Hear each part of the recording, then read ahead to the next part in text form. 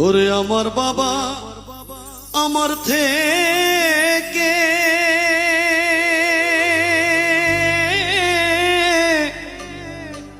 মাত্র 2 হাত দূরে থাকে রে, তবু আমি সেই বাবাকে একটিবার না দেখতে পাই। এমন দেশে থাকে বাবা দেখার সাধ্য নাই গো, এমন দেশে থাকে বাবা দেখার সুযোগ নাই।